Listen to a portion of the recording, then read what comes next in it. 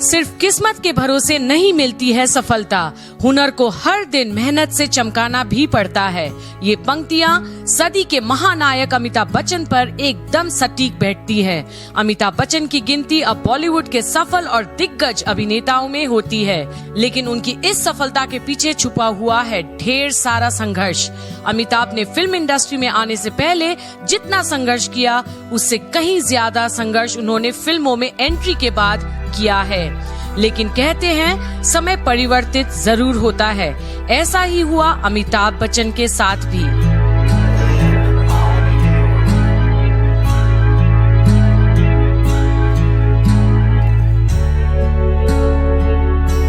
जंजीर फिल्म में काम करने के बाद अमिताभ की किस्मत एकदम से पलट गई। अमिताभ के जीवन में आया कामयाबी का दौर। उनकी फैन फॉलोइंग लगातार बढ़ती ही गई। उनके जीवन में फैन से जुड़े कई ऐसे किस्से भी हुए जो उनके लिए भुलाना मुश्किल हो गए। अमिताभ ने अपने एक पुराने इंटरव्यू के दौरान एक ऐसा ही किस्सा साझा किया है। इस इंटरव्यू के दौरान अमिताभ से पूछा गया था कि उनकी जिंदगी में कोई ऐसा किस्सा है जिसे वो कभी भूल नहीं सकते।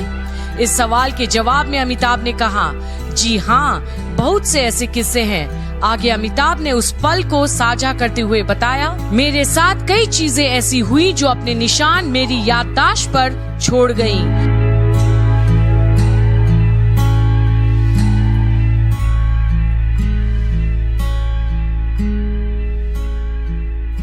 एक बार मैं मद्रास में शूटिंग के सिलसिले में गया था।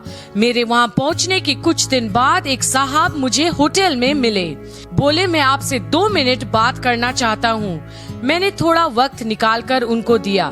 उन्होंने कहा कि देखिए साहब, एक बहुत ही मानवीय कारण पर मैं आपसे मिलने आया हूँ।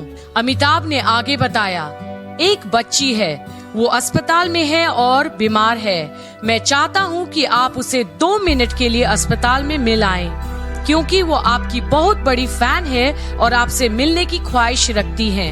अमिताभ ने बताया कि उस दौरान आमतौर पर ऐसी बहुत सी रिक्वेस्ट आती रहती थी। उन्हें लगा कि वो इसे किसी तरह टाल देंगे, लेकिन वो व्यक्ति बार बार आता रहा।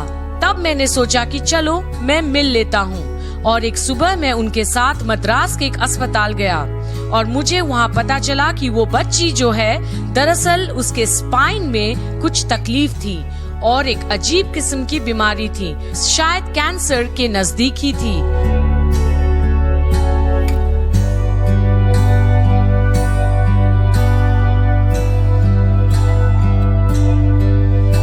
अमिताभ बताते हैं कि उस बच्ची का बहुत ही खतरनाक ऑपरेशन हुआ था।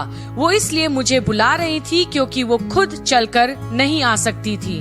उसे करीब महीने भर से अपनी पीठ पर ही लेटना पड़ा था। बच्ची बहुत दिनों से काफी तकलीफ में थी। मैं उसे मिलने गया और कुछ देर बात की और आ गया।